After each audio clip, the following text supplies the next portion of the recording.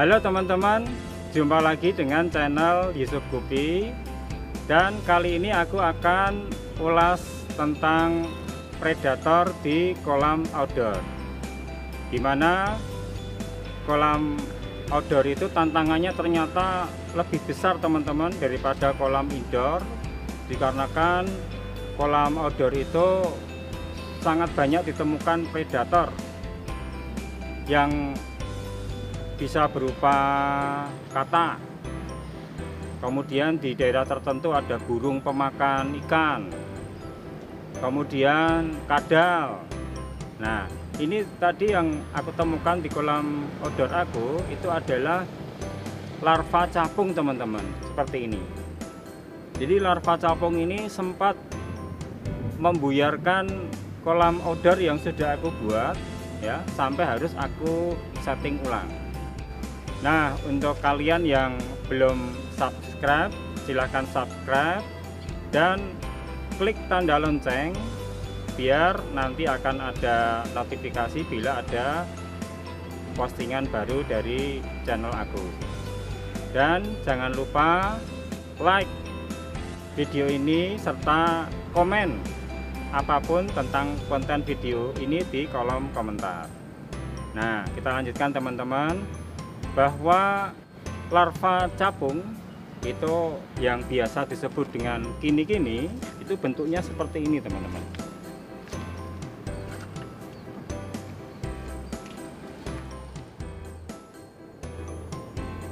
Capung ini memiliki nama ilmiah Orthotrum sabina dan larvanya itu biasa disebut dengan kini-kini. Jadi di beberapa daerah sebutannya beda-beda, tapi rata-rata menyebutnya gini-gini. Dia termasuk ke dalam kelas Arthropoda teman-teman. Jadi masih satu kelas dengan jangkrik, belalang, semut dan lain sebagainya.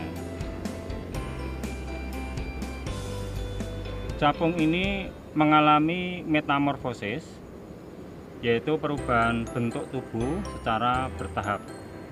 Jadi ada tahapannya nanti teman-teman. Nah, tahapan yang pertama itu adalah telur. Dimana telur yang dikeluarkan oleh capung itu dimasukkan ke dalam air teman-teman. Jadi capung harus turun ke perairan, terus memasukkan bagian belakang ekornya untuk memasukkan telur ke dalam air. Dan telur itu akan diselimuti oleh lendir yang licin apabila dipegang. Telur capung juga akan menetas menjadi larva setelah 2 hari sampai seminggu telur dikeluarkan. Nanti kalau telur ini sudah menetas, maka akan masuk tahap berikutnya, yaitu tahap kedua, larva. Setelah menetas, larva capung hidup serta berkembang di dasar perairan. Jadi kalau di kolam seperti ini dari bak kulkas, dia akan berada di dasar dan akan bersemayam di situ. Jadi nanti kalau ada ikan atau budaya yang berada di bawah akan segera disantap. Larva capung akan bernafas dalam air menggunakan insang internal. Jadi pada saat dia berada dalam bentuk larva itu seperti ikan teman-teman. Jadi bernafas dengan insang. Dan dia mampu hidup berjam-jam bila dipindahkan ke darat. Seperti tadi pada waktu aku jaring dan aku tempatkan di toples tanpa air, dia juga tetap hidup teman-teman, jadi beberapa jam. Dan setelah saya masukkan ke dalam air, dia juga akan beraktivitas lagi seperti biasa. Nah, selama fase ini larva capung akan berganti kulit setiap waktu sampai akhirnya mengalami tahap berikutnya, yaitu tahap nimfa.